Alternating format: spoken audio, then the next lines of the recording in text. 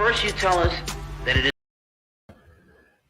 Hey, what's going on, everyone? Welcome to the Soapboxx Podcast. I'm your host, TJ Legacy, and as you can tell, we are live in effect, and we have not one, not two, not three, but all four co-hosts, four and a half.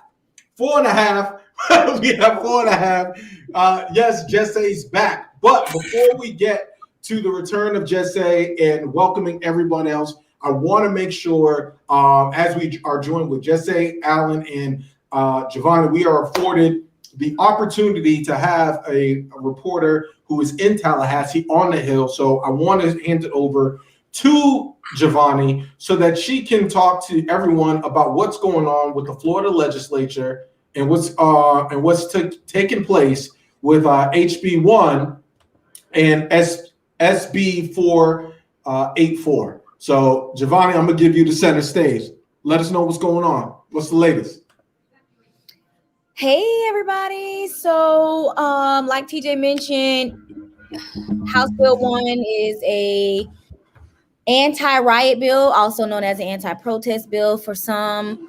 That bill has passed. It was substituted for the Senate version. The Senate version didn't even have to go through the process. They just went ahead and took up the House bill in the Senate, and that bill has made it through the House chamber and the Senate chamber. So it is now on the way to the governor, or if you're listening to this on another day, it's sitting on the governor's desk and he's about to sign it. So what it will do in Florida is increase a lot of penalties for people who protest during violent protest, or if you're caught during a riot, if you're caught vandalizing things, you possibly could face 15 years in prison.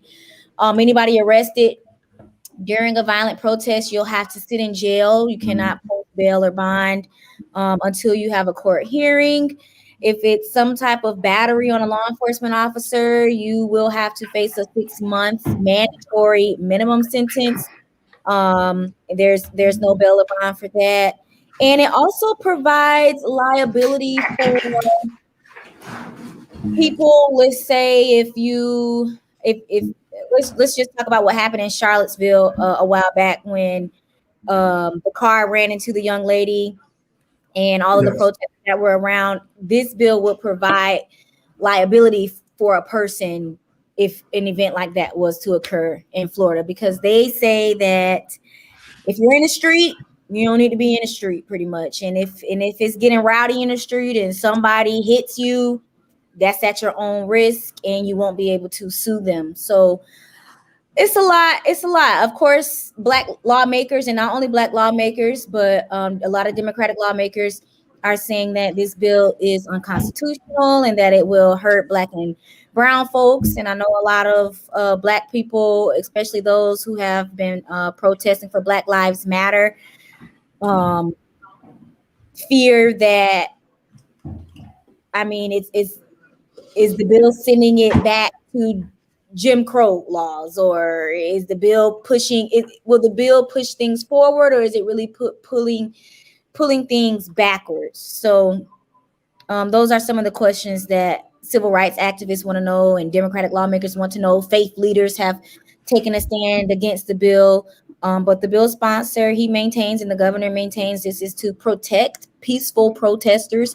Although the bill sponsor admitted that he's never protested before in his life, he has this bill to follow his governor that they believe will deter crime. So we'll see where that goes, and it is likely to put a lot of people in jail. But if it's to deter crime in a Republican-controlled legislature, that is the right thing to do. Yeah, Giovanni, thank you for that report. And I know you all day you've been on the Hill, or all session really. You've been on the Hill putting in work for everything that we've been fighting for social justice. Someone asked, we have Zoe Dredd. So I'm gonna pose this question. It says, what's this bill exactly going to do for Black Americans as a whole? And for me, what I think that this bill does, it continues to criminalize us as Black folks, right? And so they're making it so that it's a safety precaution or a public safety type of bill, or to protect law enforcement or whatever it is. But really what it is to criminalize all those who are protesting exercising their First Amendment. Because we got to think, right?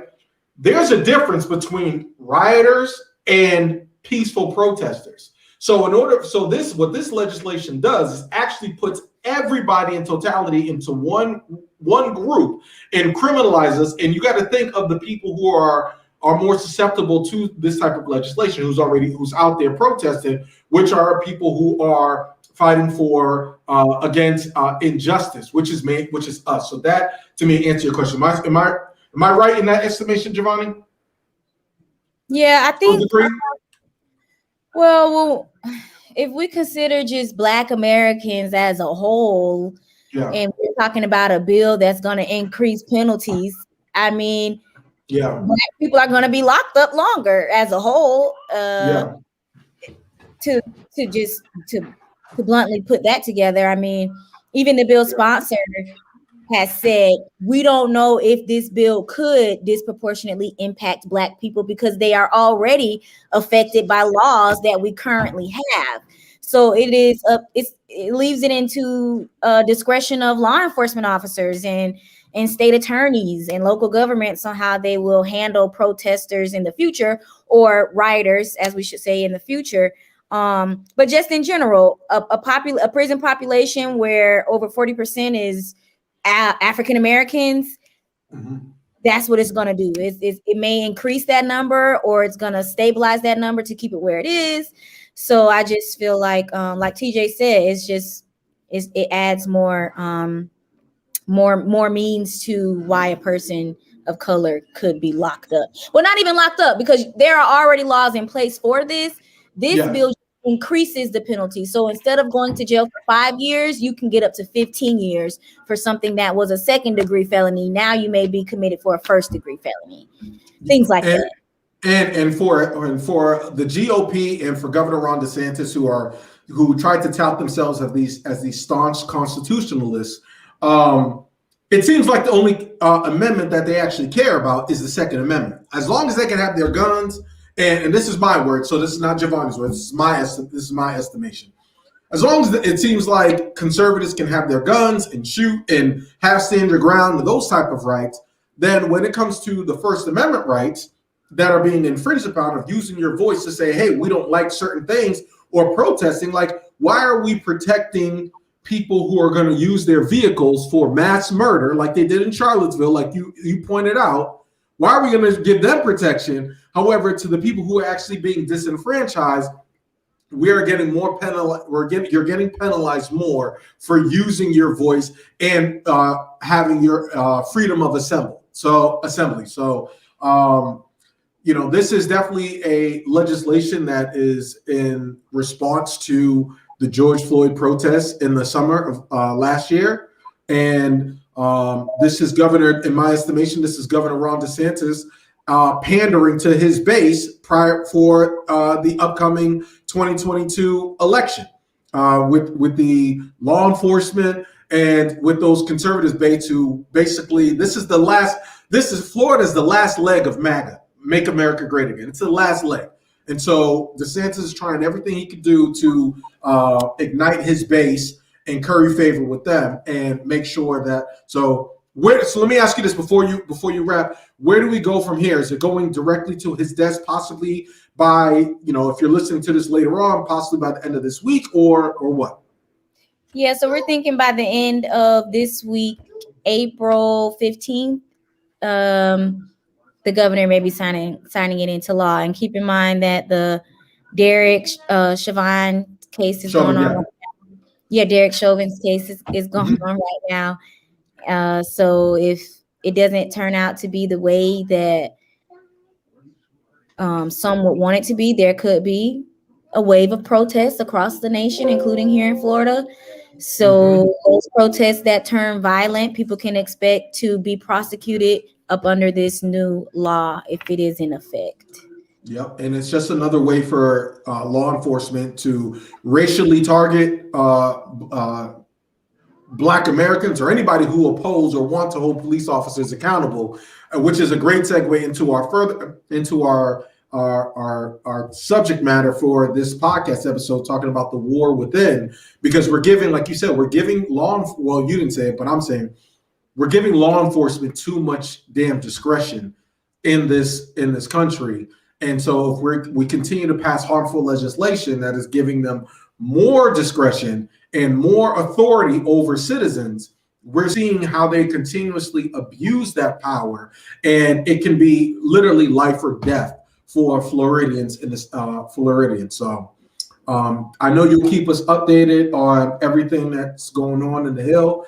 Appreciate you. I don't know if you're going to stick around or if you got to break out, because I know you got work and stuff to do, but you're more than welcome to do either, and we appreciate you.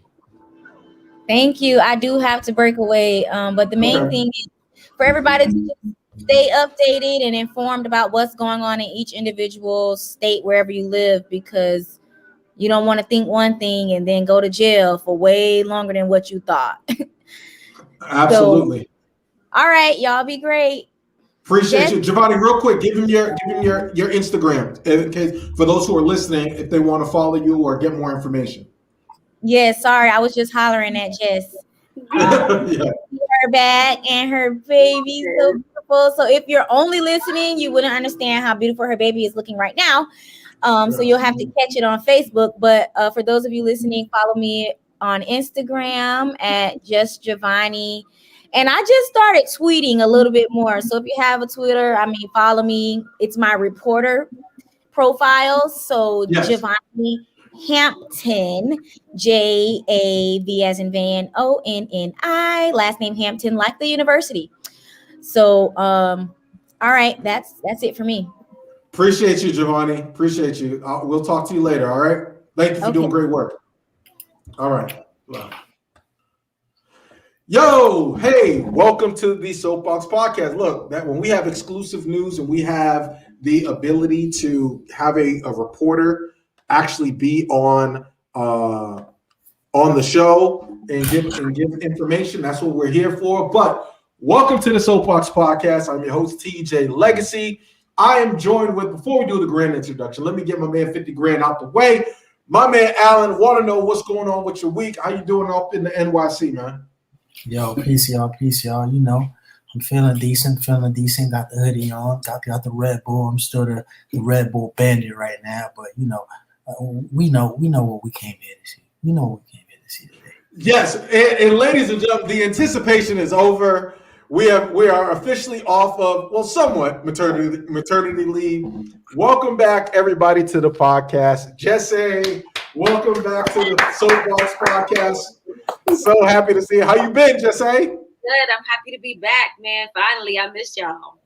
Hey, the feeling is mutual. So let's get into it real quick, because I know we got a lot of heavy topics to talk about tonight. But we want to know how's the baby? How's the, how is the pregnancy stuff? Like, what's going on? How's everything with you? Baby is good. He's right here in my arms because, he's a brat. No, I'm just kidding. He's not a brat. He's too young to be a brat. She's like, oh, now she's like, I was pregnant. Now I got to take care of it. Like, yeah. That's how it works. That's how it works, right? But yeah, no, it's good. He does what a baby's supposed to do. He cries, he poops, he eats, and that's it. But I'm enjoying him. And what can I say? I'm enjoying time off of work too. That's like the best part for me. I ain't gotta leave that shit in my life. What they gonna do? They're not gonna fire you. But no, you are. This is your leisure time. Actually, you're doing double duty where you have the baby, you're taking care of the baby, and you're also being on the podcast, which shows your dedication to us and to Soapboxx Nation. So, we definitely appreciate you. So, without further ado, wait, hold on. Do I have? Welcome back. Yes. So, without further ado, wait. I thought that was what's popping. I'm sorry. That was what's popping with Jesse. Wait, hold on. I'm sorry. Before we go any further, TJ, why are you out dressing us today? You got right. Easter. You got an Easter tie on. It's like mixed and like soft pink and baby blue. Right, looking all fresh. Listen. You going on Easter basket. Yeah. We're not gonna let you just slip that in there. Like, what's up? Listen. I'm a big deal this week, ladies and gentlemen. We had a video on our Soapboxx, our new Instagram, our new YouTube channel on Soapboxx Podcast.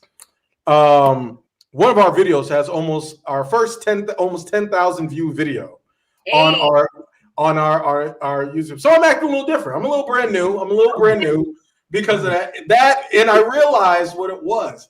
Soapboxx Nation said we need more sex appeal, and I was like, oh my goodness, how do I lead by example? And I said, you know what? Let's do the springtime colors. Let's do the Easter stuff. No. In all fairness, I actually had a presentation to do, and I didn't feel like changing. And I was like, you know what? Let me go ahead and switch it up and be a little dapper. So, shout out everything. Yo, man, look, this tie, this is not a JC Penney one-off suit package deal. Wrinkle-free shirt. I found the shirt and I found the tie. So that's, what's popping with me and everything like that. Shout out to Soapboxx Nation saying congratulations. I don't know if they're saying congratulations. It's a dude. So I'm thinking you're saying congratulations to the baby and not congratulations on the video and my sex appeal. Could be the sex appeal, but it's okay. It could be enough. You like the tie, Alan? It's okay. One's in the mail, brother. Y'all know I'm a festive. I'm a festive. Yeah. I'm a festive, Eastery colory type of guy. You know what I'm saying? Hey, one is in the mail. This is salmon. Here. Okay, it's not pink. It's salmon.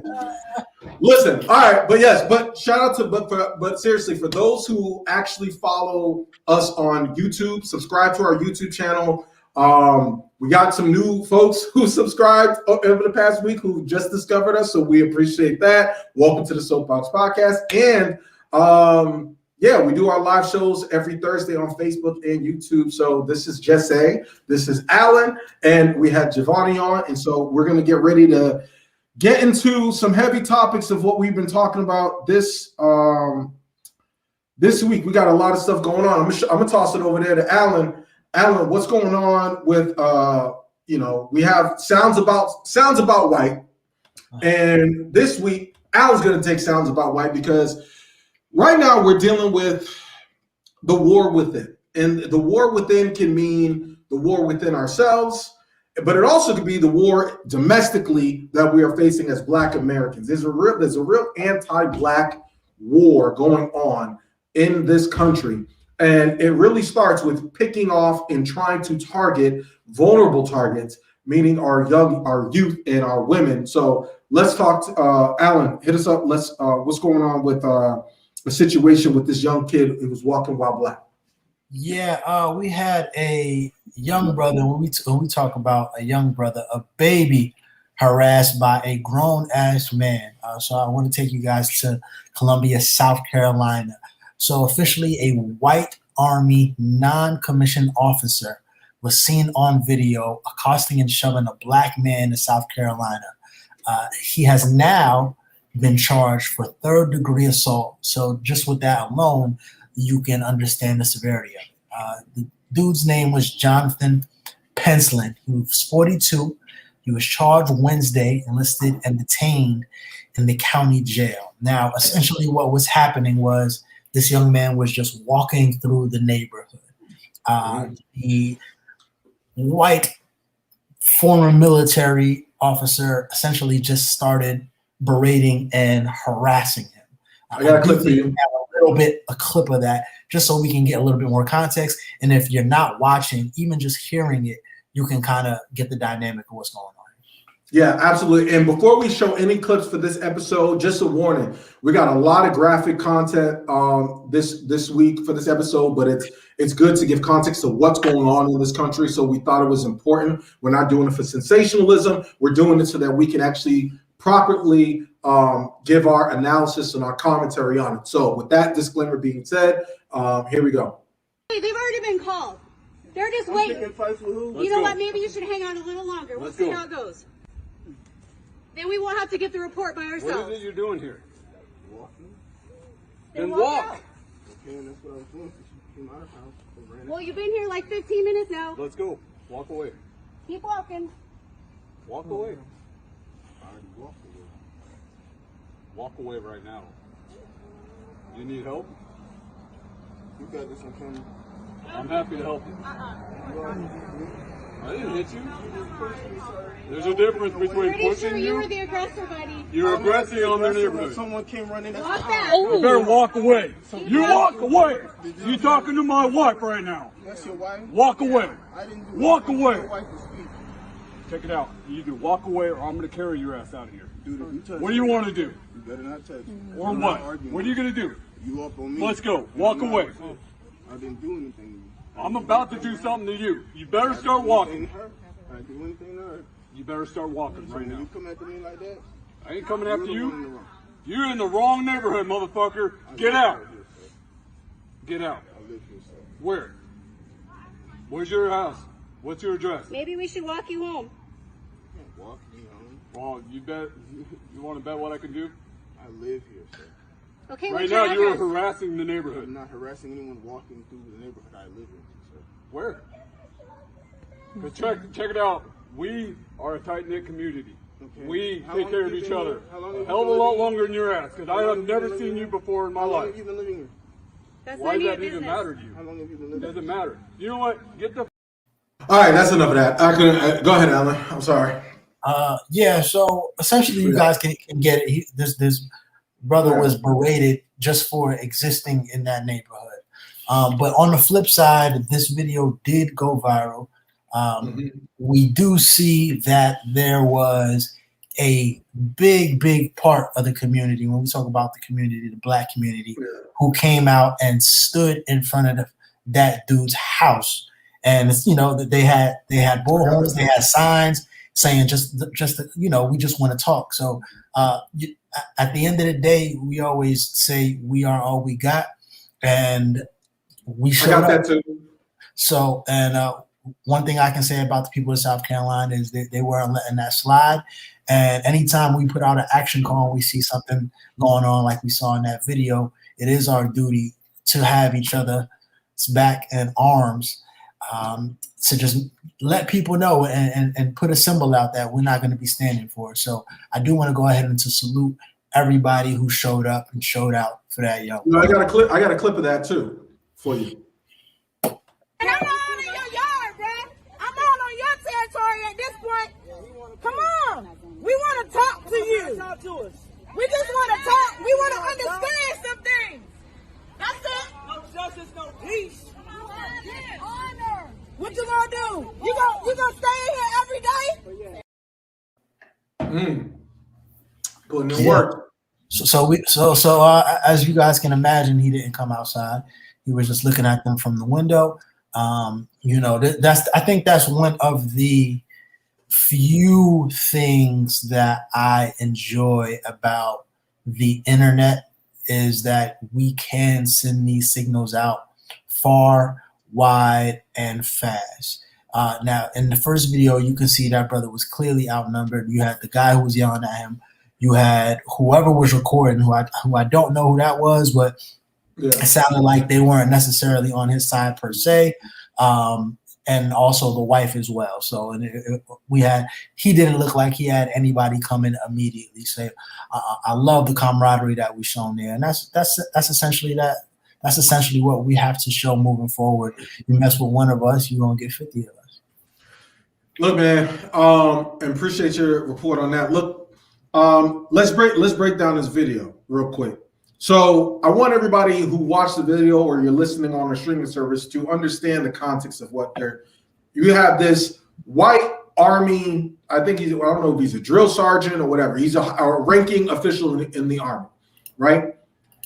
There's this frail looking black kid who's obviously nervous, if you can hear it in the context of his voice, right? But this is where white privilege comes into play, because they felt, because this young boy was walking in the neighborhood in what they claim is their neighborhood, where they feel like, this is back when we talk about slave narratives, where they felt like they can stop him and ask him for his freedom papers. And that goes back from way back when. They felt like they can ask him about his whereabouts. But then when the young boys flipped it on them, was like, where do y'all live? Because I live here. Where do y'all live? They were like, oh, you don't ask us that. That's essentially what the antithesis of what white supremacy is. It's that thinking that they are superior and they run and own shit. And obviously this dude is in the army, but he's clearly a coward. Not just because he would have come outside and he didn't want no smoke when all the black folks showed up, but he's a coward because he knew that he can intimidate this young boy, right? But you never see white men like that trying to intimidate or run up on no full-grown adult brothers like that in that type of setting. They don't do that because they'll fuck around and find out, right? They don't ever do that. And so for them to say, oh well, he was in the wrong neighborhood. They were filming him, right? And what they really wanted to do, that kid was in danger. They really wanted to physically harm him. He was trying to provoke a situation so that he can kill that young boy. That's what could have happened if that young boy decided that he was going to take a swing at him and he was well within his right to do so, to defend himself. So I'm glad there's a point where, yes, as a grown adult, I would have defended myself, but I could see why he was like, look, I'm not going to, because he was really outnumbered, right? And you heard his wife is basically one of those Karens that you see at the store who is also entitled. And this goes back to white women and the things when we talk about white patriarchy. White women have always had a seat at the white patriarchal table. They may not have liked their role, but they have always had a seat and been right there to see what these white supremacists are doing to black children and black people. But I'm glad, like Alan, like you said, I'm glad everybody came out and was like, yo, we ain't gonna stand for that. He was charged, but I gotta say this, man. Racists aren't afraid anymore. And that shit's gotta change in this country. That's what I like was so beautiful about that video. Because I don't want to say Trump or post Obama or whatever, there has been so much inaction and lack of accountability for people who are racially targeting African Americans or even specifically African Americans, but minorities as well. That they're like, wait a minute. Oh, so wait. I know that if I do something to harm a black person, that I'm going to either somebody will start a GoFundMe for me. I'm not really going to get punished because there's a system of white supremacy that's going to protect me in the judicial system, right? And they're seeing that, oh, I'm going to lose this job. Well, I didn't really like the job that I had. Anyway, losing your job or resigning, that shit's not good enough anymore. It used to be, Al, remember back in the day, like, I don't know, I don't want to sound like I'm old, I'm 34, but back in the day when someone, even when I was in high school, whatever, like when someone said something racist, it was almost like, oh my God, I can't believe, like, they were shocked. They were like, yo, I don't want nobody to even consider me a racist, think I'm a racist, whatever. Now motherfuckers just using it as a badge of honor. They're out there instigating and antagonizing things within and targeting black women, black children, because it's law enforcement, because they have a gun, they'll attack black men. But it's rare that you see like in that situation, an unarmed white guy just rolling up to some full-grown brother talking about where you go, where you been. Mm-hmm. That's just rarely happening. But it's high time that these racists, like, yo, pulling up, I'm all for that shit. Pulling up on folks and making them feel uncomfortable to be like, wait a minute, everybody out here can be touched. Mm-hmm. And I'm not saying that it ain't about violence. It's about self-defense and to defend people in your community that are coming and targeting your youth. And like you said, shit, people shouldn't stand for that. I couldn't even imagine something like that happening to my nephew, and I see that video go viral. Hell yeah, that guy would have to be in his house for the rest of his damn life. Mhm. For the rest of his life. So I don't know. What's your let me see. Jesse, are you with us? I think she's on. I think Yeah. really, to me, it was really what it comes down to is entitlement. Of course, we obviously, but you can see it where he felt the need to ask this young man all of these questions, and as soon as the young man countered with like, how long have you been here? Like, who are you to be asking me these questions? And the guy, I don't have to tell you shit. Well, okay, well, you don't have to tell you shit neither, right? He's not squatting on your lawn taking a piss. He's not. Yeah. He's walking down the neighborhood, and it's like committed no crime. Even if you felt away for whatever reason, you are a 42-year-old military trained person. How much of a threat did you think that this young man stood for you and your family or whomever? And it's just like people just want to see how far they can go to flex their power, and especially when you got people who is they're these people who are indoctrinated. And when I say indoctrinated, I'm speaking about white people, and especially being in the service, and what we drill, what America is about, what the American dream is. You mix that with someone owning property, and they feel that they can do it or say whatever the fuck that they feel that they have within their right to say, because you're on their property or you're in their neighborhood, XYZ. So, I mean, unfortunately, these are one of those things that it's like, these are the things that you tell a young black boy when they're around white people, period. Like, so like the conversation is always, these type of people don't like people who look like you. And it's like, even though we don't talk about it as much as having the quote unquote conversation with the cop, it's very well known in the black community when you're talking to little boys, when you're going into certain areas, you say, you kind of have to also give them this be politically correct thing.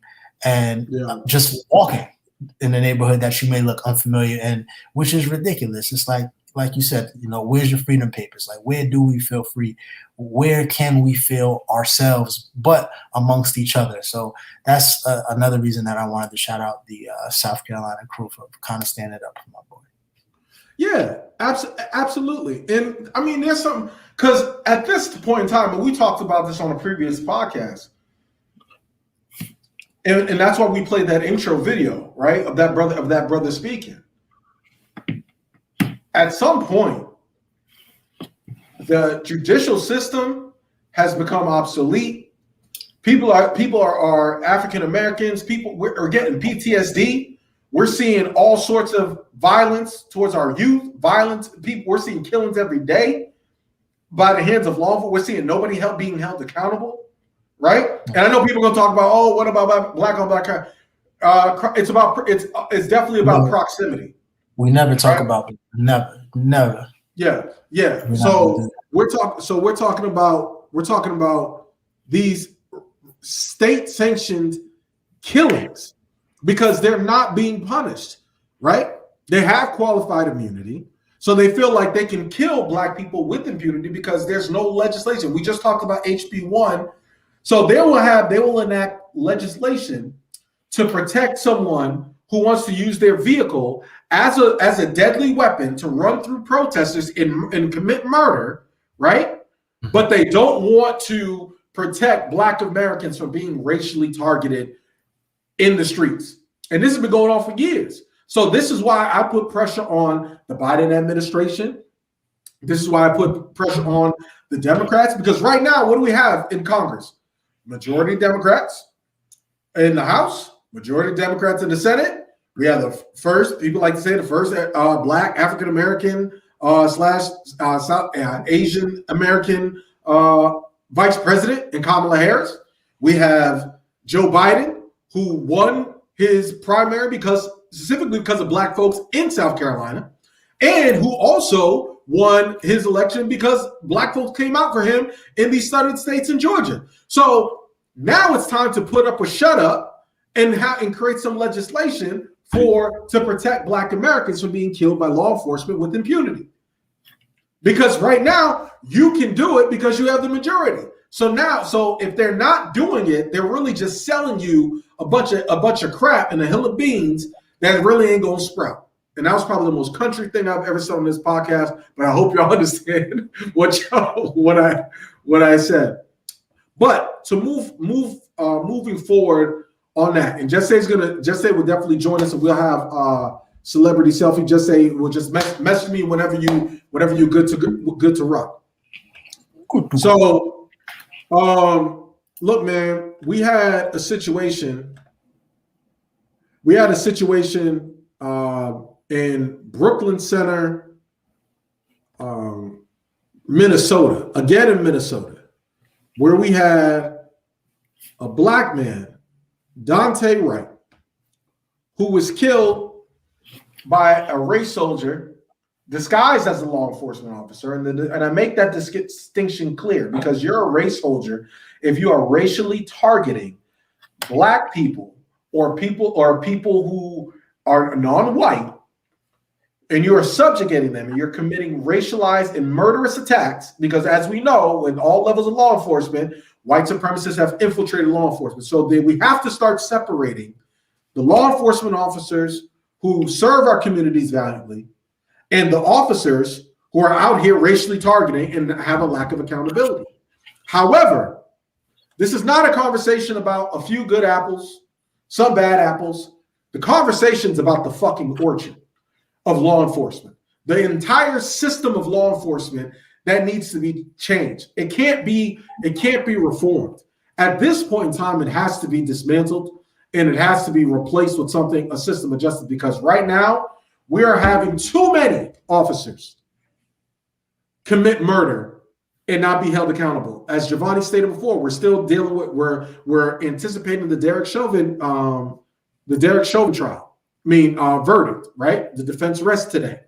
So we're anticipating, for when this podcast is airing, the Derek Chauvin case. The verdict. So Officer Kim Potter, right? Not Porter, Potter, right? Officer Kim Potter is a 26-year veteran, right? 26-year veteran. She was arrested on second-degree manslaughter and can face up to 10 years in prison and a $20,000 fine because she went on during a traffic stop and she murdered Dante Wright. But it wasn't just any murder. She said she mistook her gun for her taser. And so, graphic warning, I'm going to play the interaction so that we can break down exactly what happened. So, warning.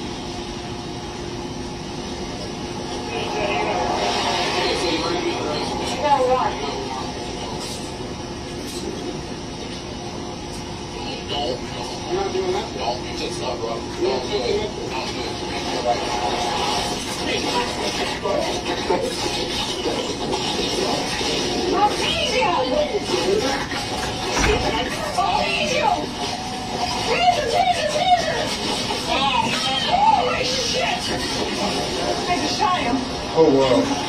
Yes. So, for those who were listening on our streaming services, yes, that was graphic. That was Officer Kim Potter, who said she mistook her service pistol for a taser, and she murdered Dante Wright. Before we get into that, right? I want to show y'all the difference. And when we played the clip of the video, right? I know initially people are going to say, well, he resisted. He shouldn't have ran. Officers have pepper spray. Officers have tasers.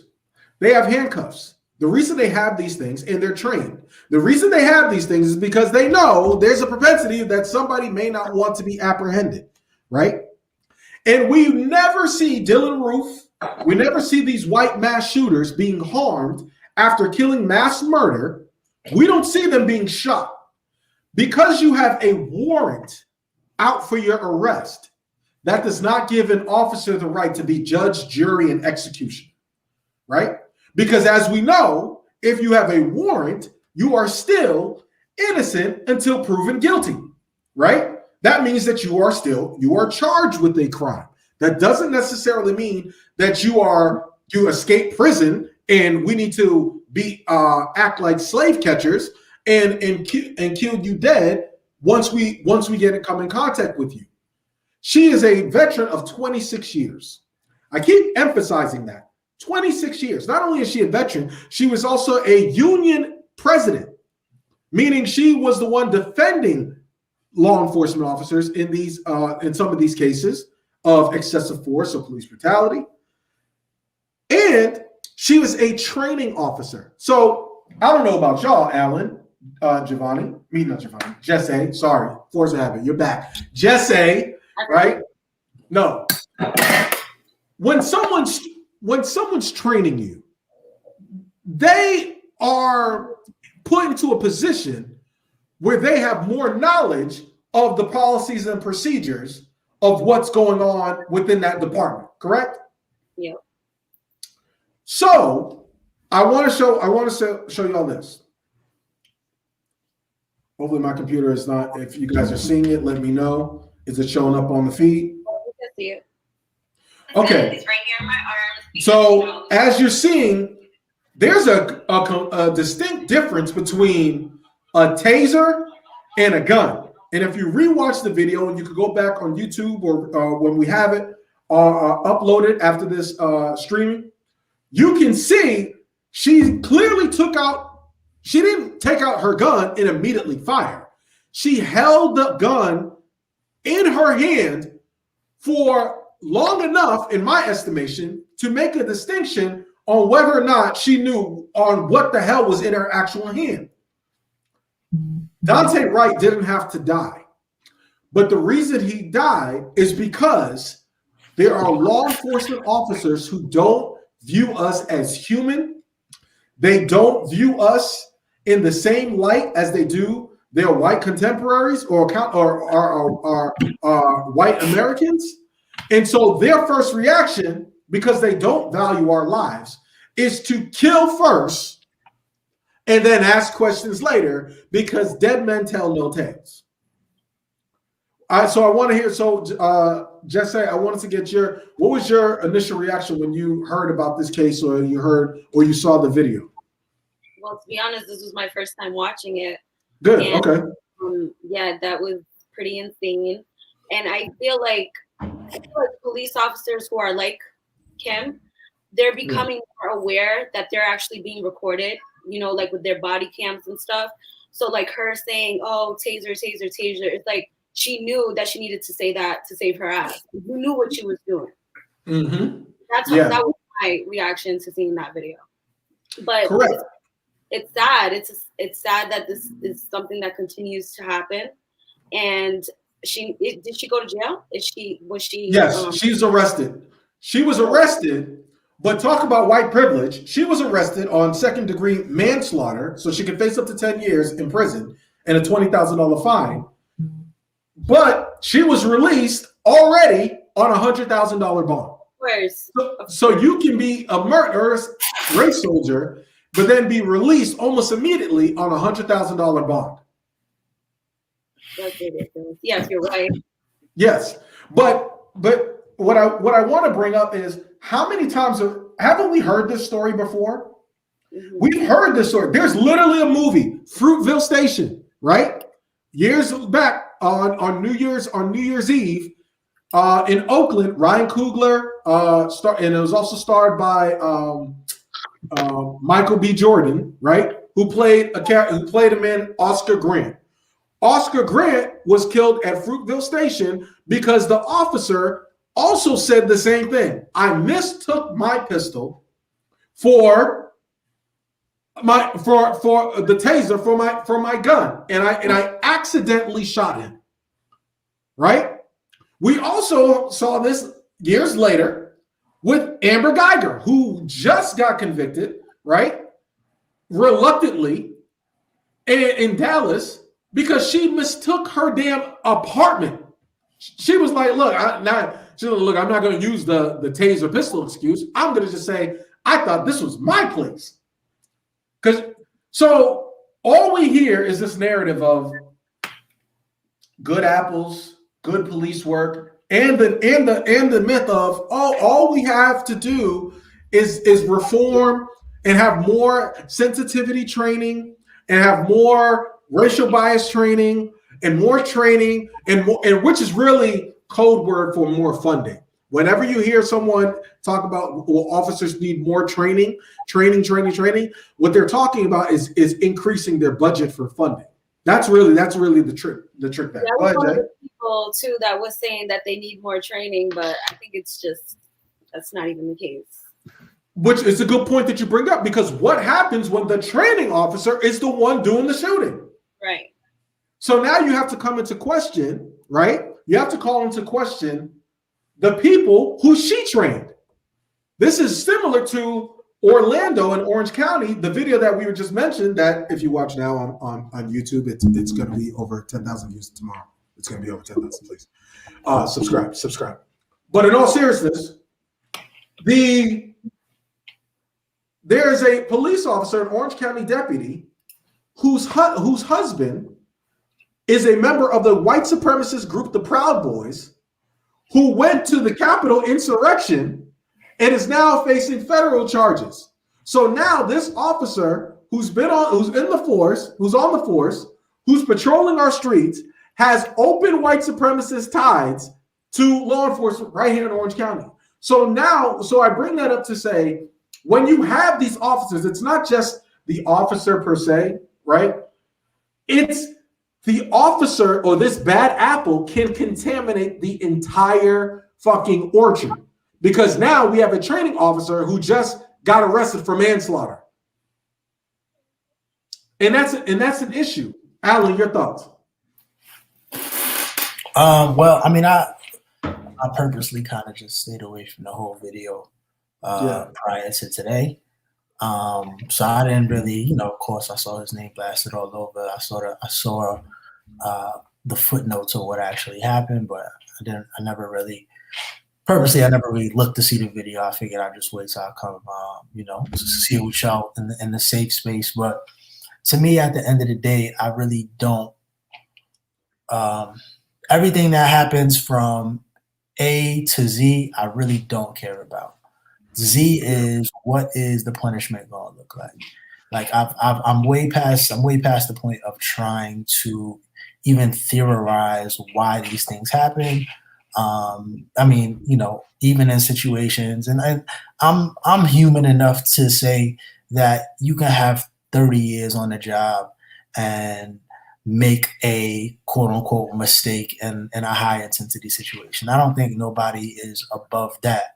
But for me personally, that's where my logic of just dismantling the whole thing comes down to. Is like, lives are not something that you can replace. So I think that especially over the last year, when we see publicly how much outrage has been issued towards the police departments, how much more money is being poured into police departments, you have to come to a realization as a country, as legislators, that we have reached the maximum of action that we can do in regards to doing it you guys' way. There's no other way at this point outside of completely tearing the system down and starting over, abolishing everything that we have right now, because we know it doesn't work. We understand that more training is not the answers. We know you can pick and choose when you are using your training. So it's really just time to start having these conversations of what abolition will look like. If we, of course, we may not just want to take away the rug immediately, maybe a step by step, but everyone has to just use a logical hat and say, nothing that we're doing is working. So it is completely time to destroy and rebuild. And that's really where I'm at right now. I mean, I'm not going to sit here and even say, or even try to figure out what her thought process was, or, I have my own, like, I just really can't do it. And just cause I really don't care, these things will continue to happen as long as the system is still in place. So we need to find a way to kind of get rid of it. And this is what brings me to and when I say anti-black, the anti-black war that's going on. Because when we look at what's going on, I don't know if you were aware of what happened. I believe this is in Virginia, where we had an officer, a police officer, spray. He was fired, right? And I don't have his name, but he was fired. And you guys, it was in Virginia, stopped a member of, I believe he's in the services. I don't know if he's in the military, the Marines, or the military. Pulled him over, pepper sprayed him, and basically harassed someone who's serving our country. So right here, when it comes to those folks who are the Blue Lives Matter, the support the troops, they're in a conundrum, because right there, all that support the troops BS, right? That they like to, or that the patriotism, that they like to hide their racism behind patriotism, right? All of that patriotism somehow goes out the window when it's a black person in the military, right? Which is definitely an issue, right? And so he gets pepper sprayed and harassed by these law enforcement officers. And then just today, and I'm gonna play another clip for a graphic, in Chicago, right? These are these false narratives. We talked about, support the police. We got to support the police. We got to support the troops. Blue Lives Matter. Well, Blue Lives Matter just sat there and roughed up and harassed a member of the military. Shout out to Bad Tie. It was good. Bad Tie from the Multiverse podcast said it's Joe Gutierrez. Am I saying that right? Hopefully I'm saying good. See, our I don't have the Latino card as Dominican Yorkie has. Oh yeah, so I don't roll my R's as well. But yeah, but here we see that with the officer, and then we have, just before we went on air, body cam footage released of a 13-year-old boy who was being chased by law enforcement. And while he was being chased by law enforcement, and this goes to your point, Jesse, officers will say certain things, but then do another. Right. So they'll tell you, they'll pull your taser, knowing it's a gun, and say, taser, taser, taser, so that you can racially target someone. But then we've seen, how many times have we seen officers give commands? Stop, stand right there, do this, whatever, stop resisting. And someone's like, hey, I'm not resisting. What are you talking about? I'm just standing here.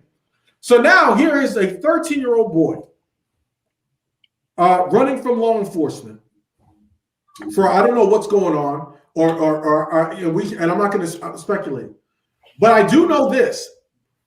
He did not have a gun, because this 13-year-old boy, after the officer gave his command, and it's blurred, did have his hands in the air raised.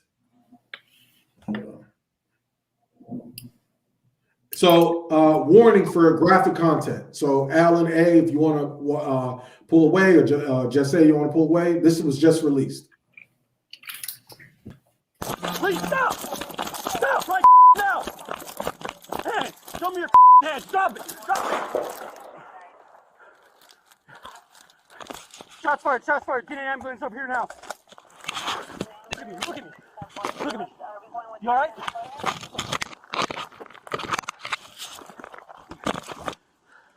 Where you shot?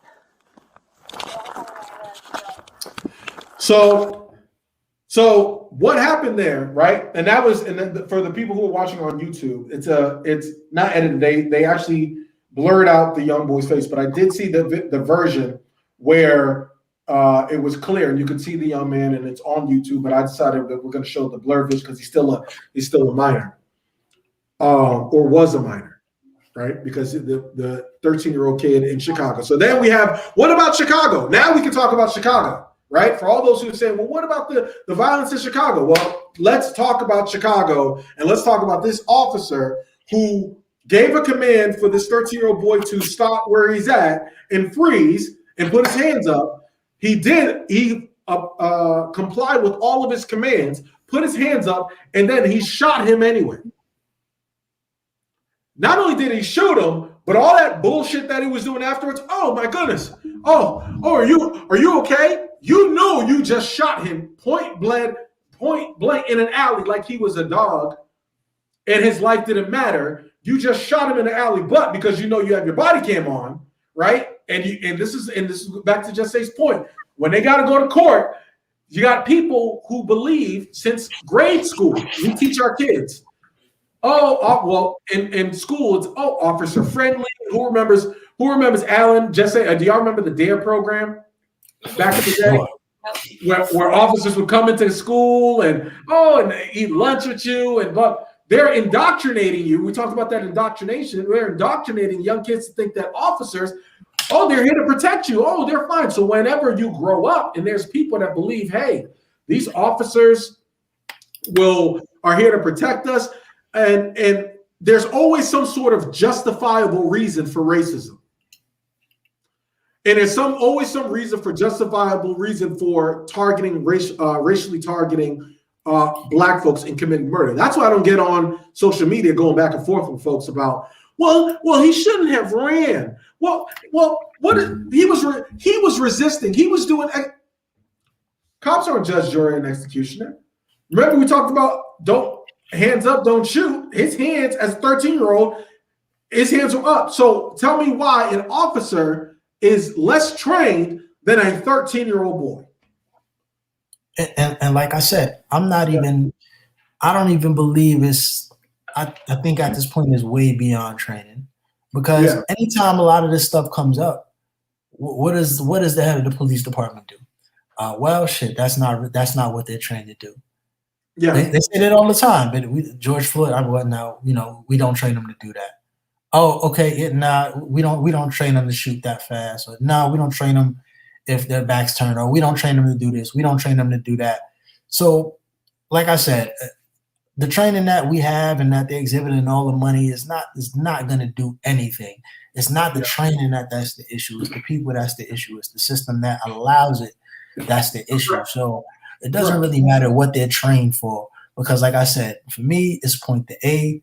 Everything that happens in between A and Z, it doesn't matter. If Z is the end result, is that there will be no accountability held, it doesn't matter anything that happens in between, because that's what enables it, is the lack of accountability. So, we've already I feel like America has already made their bed when it comes to this specific system that we have in place, because you can train someone as much as you want and do all the right things. If they ain't got it, they ain't got it.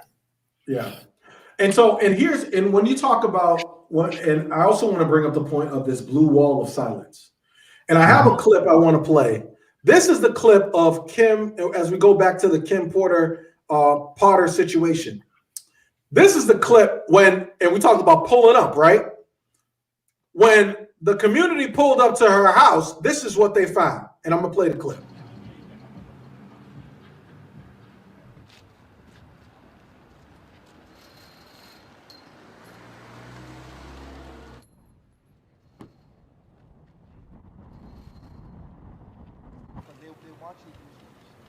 So for those who are listening on our streaming services, what you're seeing... Why is this so much protection for a murderer?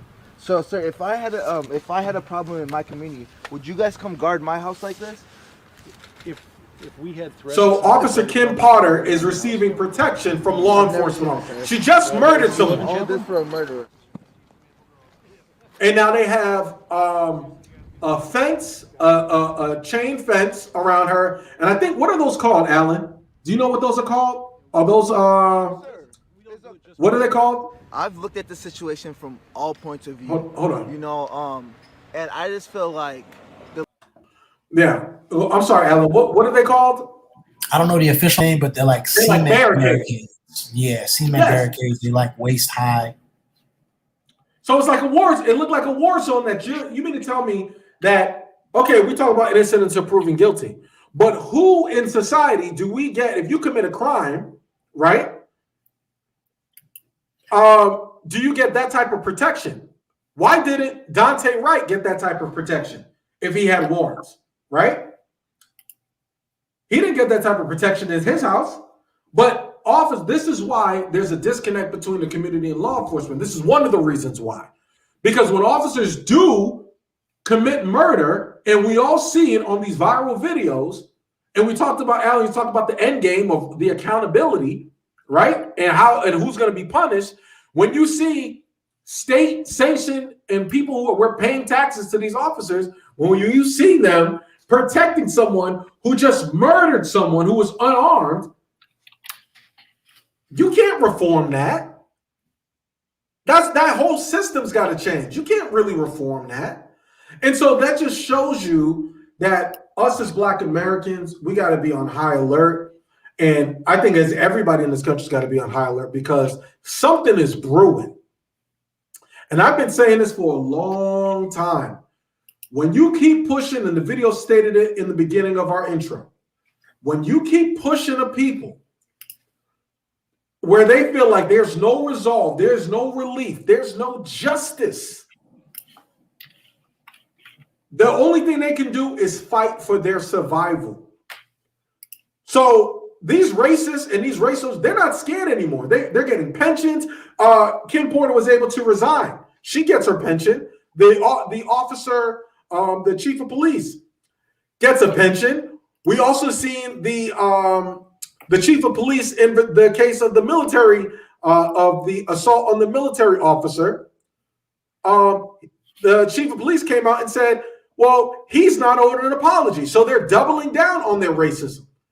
So when we talk about the system and the orchard, right, and we talk about what's going on with law enforcement, you can't expect us to sympathize with law enforcement because at every turn, y'all come out and back the people who are racially targeting citizens in this country. And then we have politicians creating legislation to further protect not only these race soldiers, but these white supremacists who want to harm us. So what do we think is going to happen in this country eventually? Because now we're starting to see folks are getting fed up and they're like, no, I'm just going to pull up to your house. What do they think is going to happen? And think about it. Black folks have never really retaliated for any of this stuff. They've only protested because they want justice. Once you take justice off the table, and this is why, and Giovanni brought up this point. That's why this Derek Chauvin case is it ain't a slam dunk. Remember, we've seen this movie before, where where the media sensationalizes the trial. Everybody watches, they get the ratings, they talk about the protests, they cover everything, and they say, oh, it's clear that the prosecution did their job, and then we get an acquittal. And then people start turning up in the streets. And then the people say, oh, then we have President Joe Biden talk about violence and looting is not the answer. Fuck out of here with that. Who gives a shit? When lives are being lost. So to what end? So to the people in power, to what end are we going to allow this this mass murder, this sanctioned murder by law enforcement officials to continue? Because there's a discrepancy. I can show, and I should have pulled up clips where you're seeing they took Dylan Roof to Burger King. We're seeing officers where white folks are being pulled over and they're just driving away. So it's not about they felt threatened. Their training worked good and well when it's somebody that looks like them. Exactly, when a white dude was driving away, or when he was attacking him with a hammer, or even pointing a knife at him. I saw a dude running in the field saying, essentially he was committing suicide. You're saying, shoot me with a weapon. The people who are responding to those are highly trained, and that's just when they decided to split. And you know what else, Alan? You brought up when we talk about the system and the totality. The people who was out there protesting, talking about Black Lives Matter, and I'm talking about the non-Black people. Somehow, with these cases, they rarely end up on these juries. They rarely end up on these juries.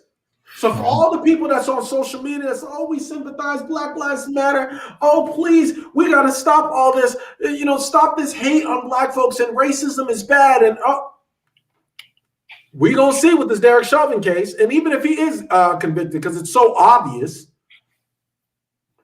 we're going to continue to see. But it's like, no one's going to keep putting their faith into a system that is corrupt and is rigged.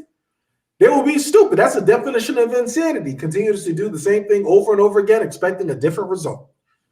So are we in Black Americans? Are we going crazy?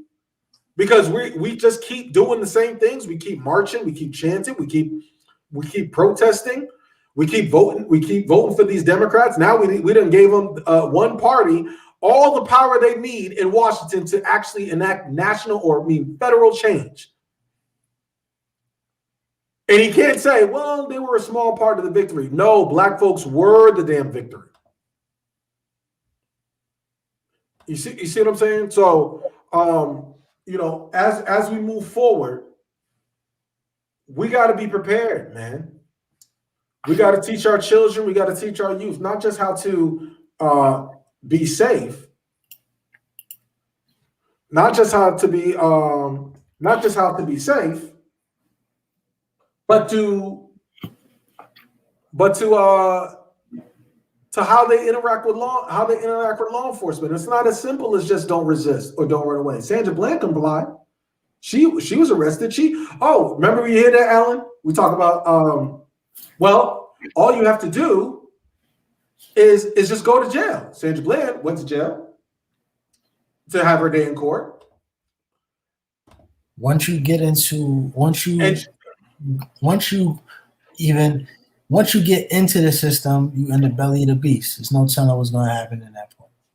Correct. No telling. That's why the HB1 bill in Florida is so dangerous.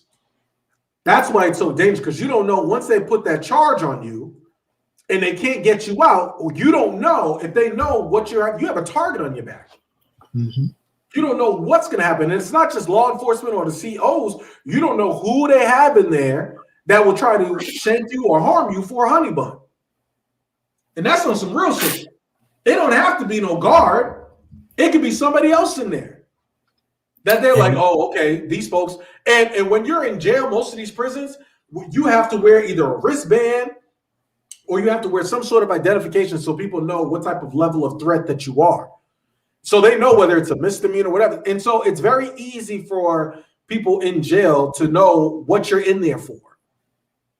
And so that's what makes it dangerous to go into that system and into jail. So it's not about, well, just don't resist. People, do y'all realize that there were Black folks being hung in suits? So it's not about what you wear, right? And it's the same thing as telling a woman, oh, well, you were raped because of what you're wearing. It's the same thing when you're telling a Black person, well, just because you act that way or the way you act or the way you talk to the officer, it's your fault. There's a lot of that victim blaming shit that we keep hearing. Yeah. And then unfortunately, the law is supposed to be extremely clear in black and white. But when you have these words that determine the outcome, like resisting or felt in danger, all of that is subjective. These are subjective things that one cannot necessarily prove because you don't know what's in that other person's heart. So it's easy to kind of throw these words around because the law is backing you. But There's no proof of any of this. And then, of course, if we're weighing who the odds are against, it's always going to be against us. Yeah. Just say, I want to get you on the convo, and I just want to ask you this, like, as a mother of Black children, what do you say to, like, what have you thought or put into context or thought what those type of conversations for you would be like? Like, I know your children are small, but with all the things that are going on in this country, do you ever stop and say, when do you have those type of conversations? You mute.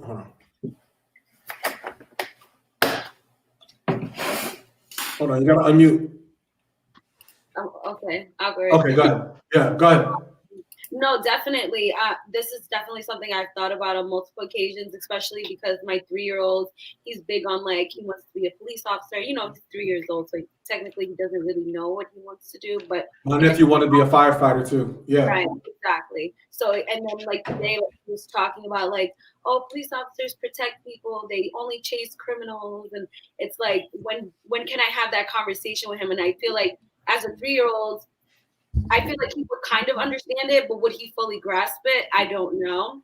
Whereas like my 8-year-olds, if I were to have that conversation with him, I know that I can talk to him about that and he would understand it and he would take it in and it would make sense to him. But that's definitely something I've thought about. I just don't know how to approach it. Honestly, I don't even know how to go about it, but it's definitely something that I think about. Yeah, but and I understand how that could be, tough. I as far as my nieces and my nephews, I'm every day when I see these things, even when I watch the movie When They See Us, I think about, my nephews and my nieces, and, even what happened with the young lady in Osceola when she was slammed to the ground. You think about, your family members being put in that situation, and I don't know how I would react. And I'll be honest with you, I really don't know. But I can tell you one thing: I ain't gonna be singing and chanting. I won't do that. But my number one priority is you got to protect your family. And if you're not doing that, we failed. We failed as men. We failed as a society, especially if we're not protecting our children. So everyone's got to be on high alert. I'll be interested to see how these cases turn out. But in lighter news, let's hit on some lighter news. Let's get into celebrity selfie, just so that we can have some balance, chop it up a little bit. I know it was really a heavy episode today, a lot of graphic content, but it's important for us to break things down. But on a lighter note, we do have some celebrity selfie news. So I'm gonna go ahead actually and I'll give some commentary, but I'm going to give Jesse and Alan the floor. So there you go. Yes, we are going to start with Mr. Did I do that? Steve Urkel, whose real name is Jalil White. He is actually coming out with a it's actually a strain of weed that's already out called Purple Urkel, and his strain of it is going to hit the shelves on the infamous 420 in California, in dispensaries. And yeah, he basically said that he wants to do it because he doesn't really feel like there's a brand ambassador for it. Not a lot of people are really taking like the whole, like there's no face for it. And I feel like that's perfect because Purple Urkel, I never even knew that a strain of weed called Purple Urkel existed. So I think it's perfect that he wants to take on, breaking out with this cannabis line because, the name obviously suits him. But yeah, what do you guys think about that? Purple Urkel. I think it's wonderful. Anytime we get, of course, more Black people in the cannabis space, that's wonderful. And I think that I think branding wise is just a perfect marriage. Of course, the purple and the Urkel, and who else to better represent that than the man himself? And if we can get something that'll turn us from Urkel to Stefan, then you already know that it's going to fly off of the shelf. So I love it. I love that people are rebranding themselves and staying relevant in a bunch of different ways. So I love it. What about you, Jesse? Why not? I feel like I'm gonna take a trip to I'm gonna take a trip to California one of these days, and I might just have to check it out. You know what I'm saying? But hold on, TJ, can you pop up that picture that you had again? Though, you know what I noticed? My man got the logo, and I'm like, that shirt is looking all right. That shirt, my man got the bucket hat. You know what I'm saying, I might have to cop one of them T-shirts, man. So yeah, for sure. I'm hoping his logo comes on one of the little fancy purple Urkel packs, man. That might be a collector's item.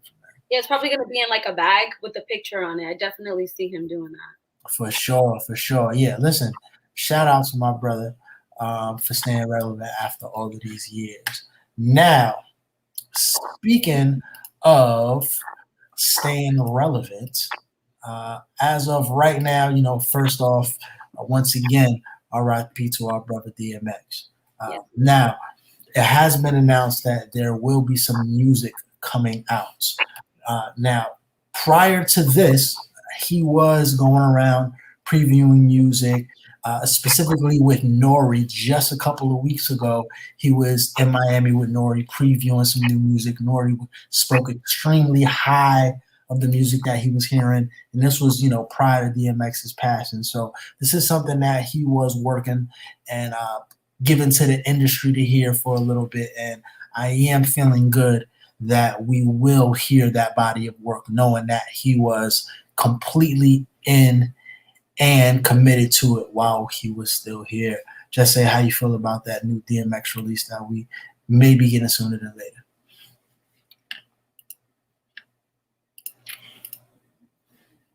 So right now we have Just Say she's practicing sign language of the show. I'm so done. But now, if you're not watching, she's gonna go ahead and hit you with the regular version. But yes, I'm super excited to hear it. Like I said, DMX is a New York legend, so just hearing what's coming out, I'm definitely excited for that. Rest in peace to him. I would like to say though, speaking on DMX, it was a little odd that a lot of people were trying to report on his death before he was even pronounced deceased. So I don't know why. That just made me think of it, like you talking about like him bringing out new music. And was this something, just out of curiosity, was this something that they were already talking about releasing? Yes. This is something that they were talking about releasing. He spoke with Nori on Drink Champs a couple of months ago in regards to it, speaking about some of the new artists that he liked, some of the things that he didn't like. He also confirmed not too long ago that this album had the most features that he's ever had on an album. And this is why he was still here and kicking. So I'm extremely glad. I was extremely glad to hear that they're going to be moving forward with that. So hopefully that'll also be another boost for Def Jam, who can use a little spark up there.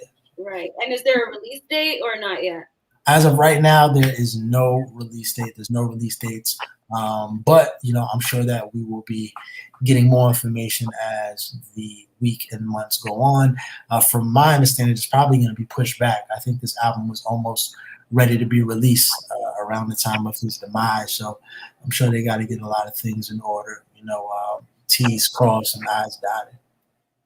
Gotcha. And speaking of things being released, Lopez and A-Rod, looks like they're calling it quit. Now, there was talks about this before, but now they definitely made it official.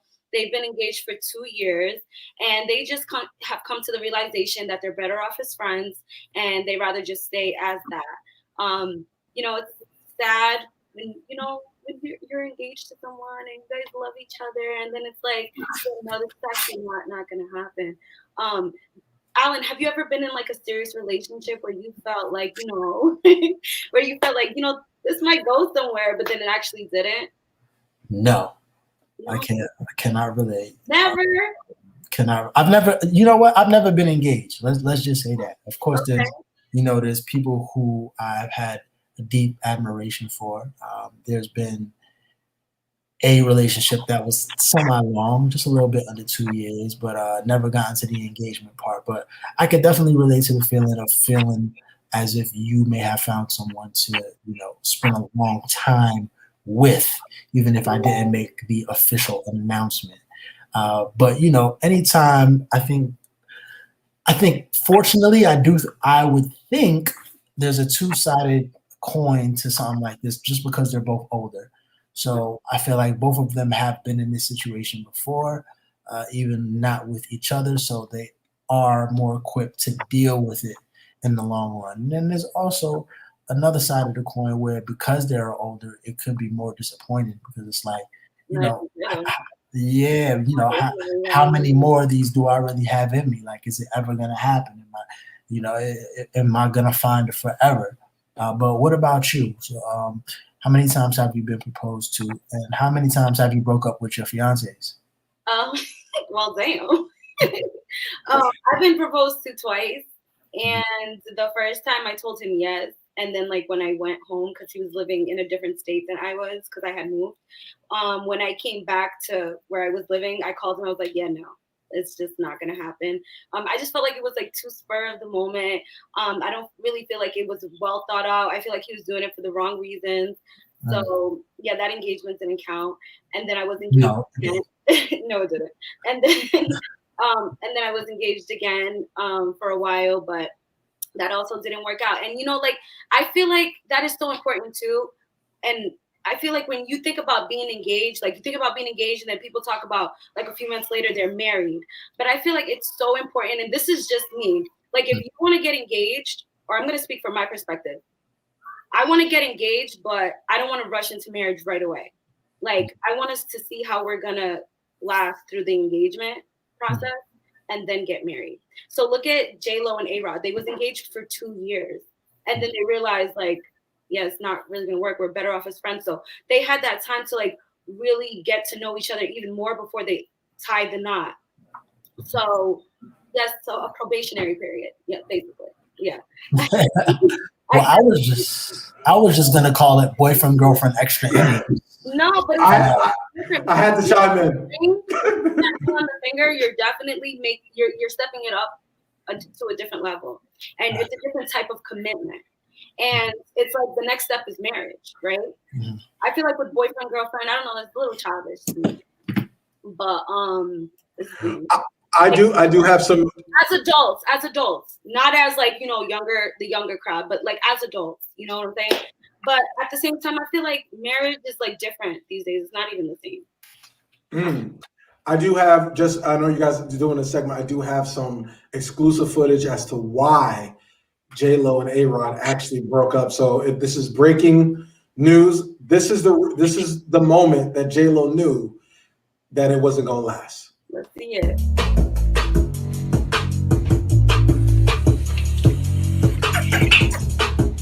Look, I just flipped the switch.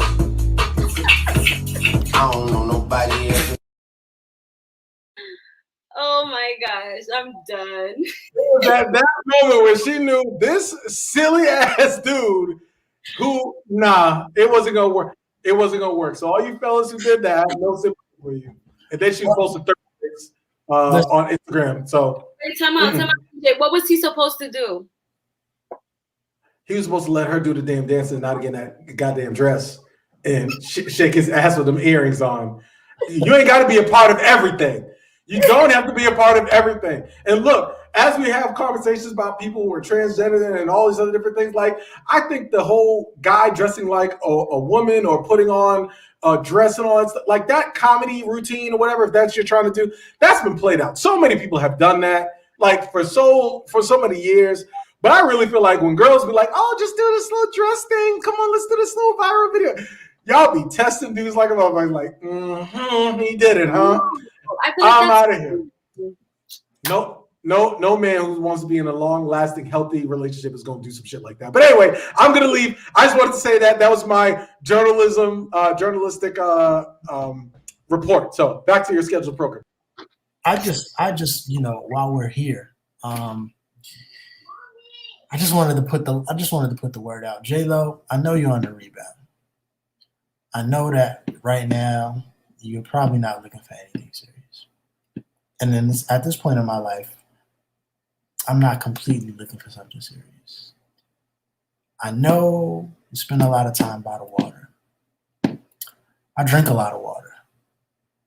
You know, I know that you have previously had your cougar ways, and sometimes I look like a cub.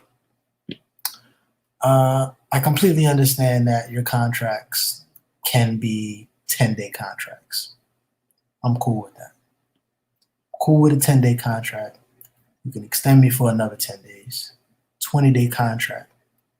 I understand you also previously had a little something with Sean Diddy Combs. In Halloween 2007, I actually won a contest because I had the best Halloween costume and I was dressed as Diddy Combs. So I just want to let you know the parallels.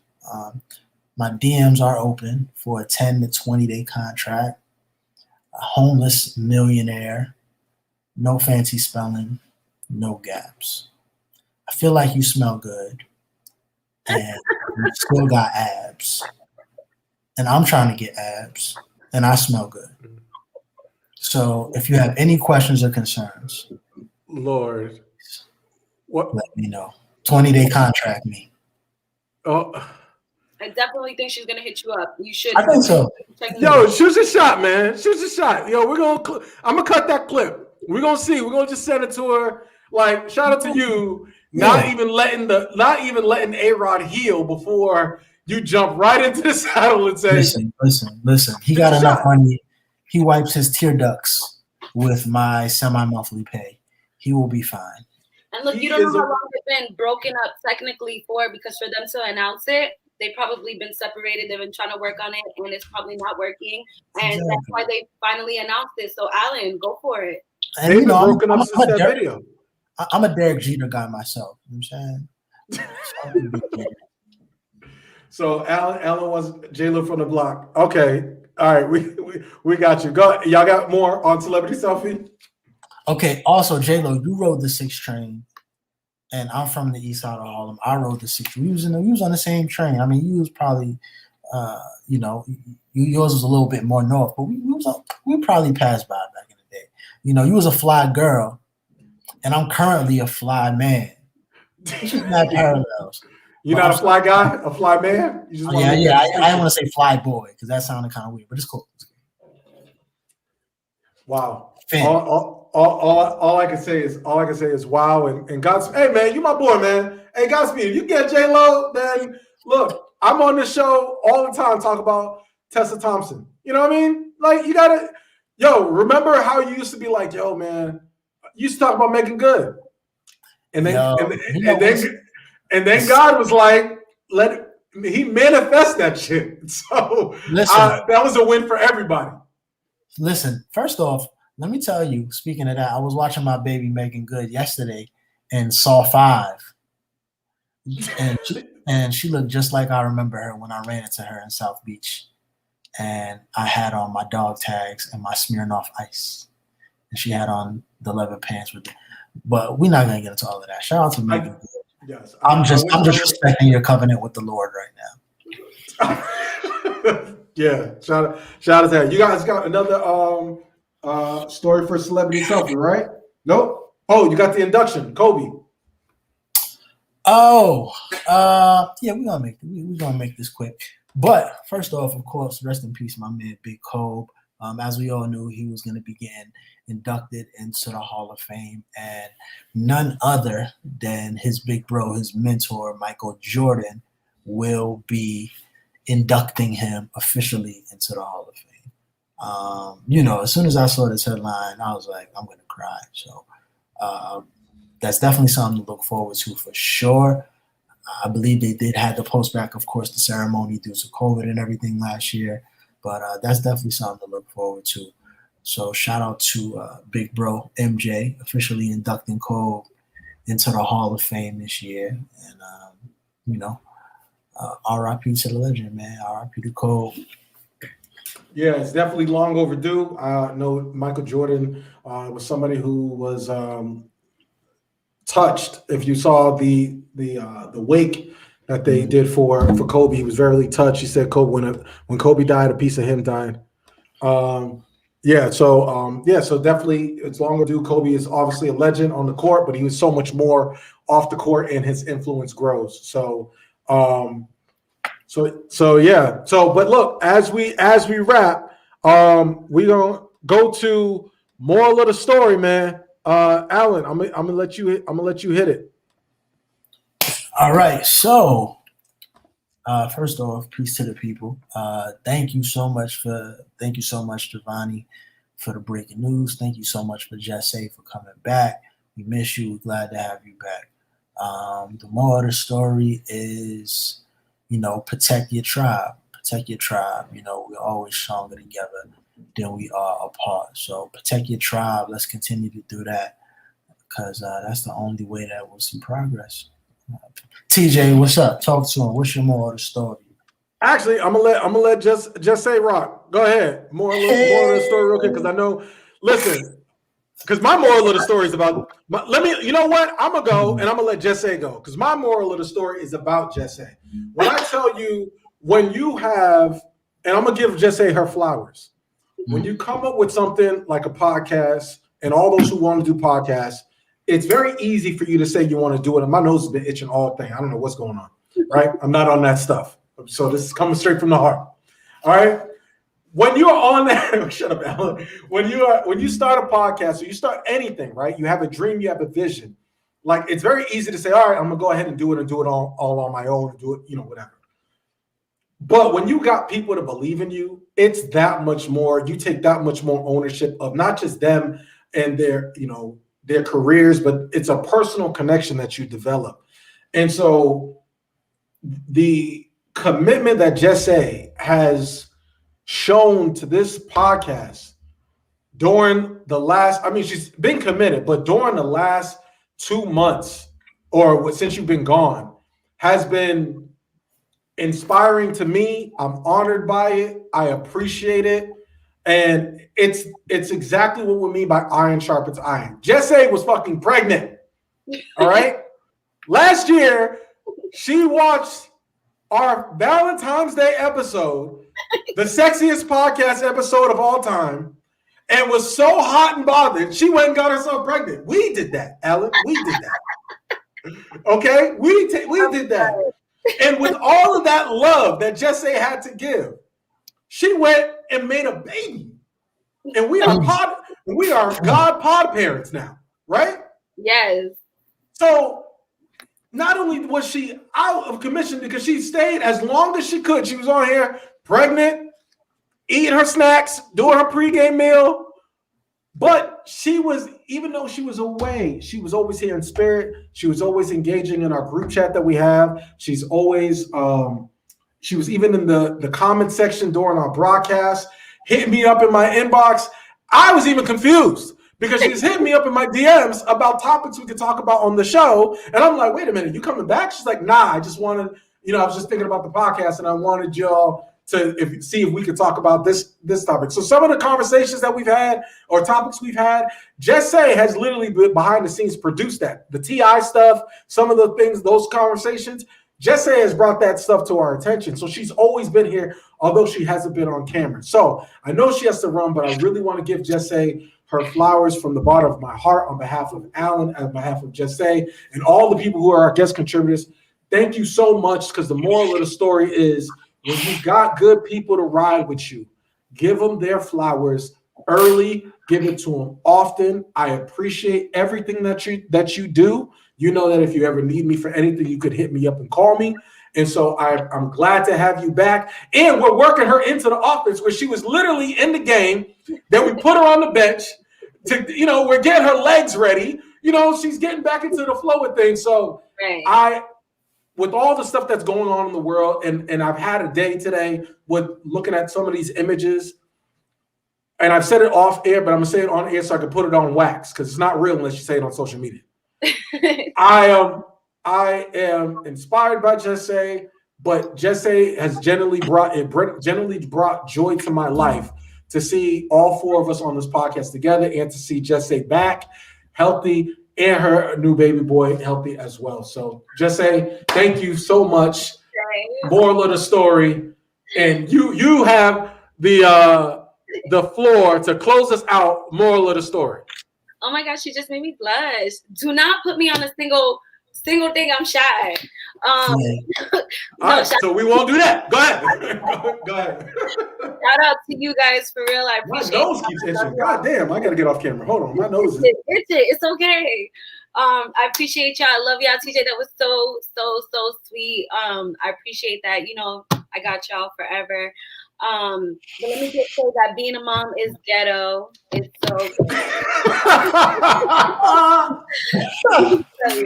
I love being a mom, don't get me wrong. My boys feel like everything to me, but look, if you can wait, you know, because it's ghetto. But no, I guess my moral of the story is it's to piggyback off of what Alan said about, you know, just like have your tribe, or like appreciate your tribe and who you have. Like, you guys are my tribe, my friends. My friends are my tribe. But also, like, going back to that the video that we was watching where the young man was being harassed where he lived. Once he had people come in and like talk for him, homeboy stayed in the house. You know, he couldn't come out. He was a coward. He couldn't come out and say anything. And that just shows you that when we come together, there's nothing that they can do. They're gonna back down, and they're not gonna be able to act stupid because we outnumber them, and they're afraid of us. They're intimidated by us, and that's why they do what they do when we're by ourselves, because they feel like they have this power and that they can get away with it. So just make sure that if you see somebody being harassed, or you know, someone just violating them in any way, just be there for them, because I promise you that whoever's doing that violation or whatever, whoever's the one violating, they will back down and they will look stupid because their power will be completely diminished. So, you know, just stick with your tribe. You know what I'm saying? Yes, absolutely. And look, thank you all for everybody who's watched us on our streaming services. Make sure you follow the Soapboxx Podcast, Soapboxx Podcast with 2X. Subscribe to our YouTube channel. Thank you for the 10,000 views on that one video, but we want 10,000 views. We're appreciative, but we want 10,000 views on every video. We want you to tell all your friends. We want y'all to have Alan's J-Lo video that I'm gonna cut up. We want you to send it to J-Lo, tag her, so we can get him. We can have J-Lo on the show, and we had baby alert. Let's have a wedding alert between Alan and J-Lo. We can make it happen. My brother, I said a 10-day contract. What do you? Oh my God. So wait a minute. So you would have married J? That's another show for another topic. We'll talk about Alan and his commitment issues if J-Lo don't have a shot of locking Alan down. God damn. But now that Jesse is off of maternity leave and she is back, my nose is itching. I don't know what's going on, ladies and gentlemen. But Jesse, should we be on high alert for baby alert? No, another. Didn't I not just tell you that being ghetto? We need the girl. The girl is gonna finish the tribe. The little girl. TJ and Alan, I look forward to your baby alert announcements, because this one is not happening. So listen, I can only commit to practicing. I will practice the baby making. I cannot confirm the conception of the baby. So and these dating apps is just not working. I don't know. I got to go outside. Listen, So I can't figure it out. Practicing. You know, I've been vegan. You know, my skin been clearing the last 15 days. You know what I'm saying? I got a pimple on my nose or something. God. So you know, I'm slowly converting into to being a good nun that I'm supposed to be. You know what I'm saying? okay, do your thing, man. Yes. So and let me know in the comment section of this video if you want me to continue to bring the sex appeal. I got plenty of attire. I don't have all the other stuff, but I got plenty of this. All right. Let me know. The summer's coming. I'm doing some different things. All right, brothers in the gym. I'm trying to do some different things too. All right, with my life. But I appreciate y'all. Thank y'all for listening to the Soapboxx Podcast, supporting us as we are growing our audience organically. And we're doing our thing. And so for Giovanni, for Jesse, for Alan York, for TJ Legacy, we are the Soapboxx Podcast. Thank you all much. We are out. Peace. See, I had to get myself in there. You see that? Bye.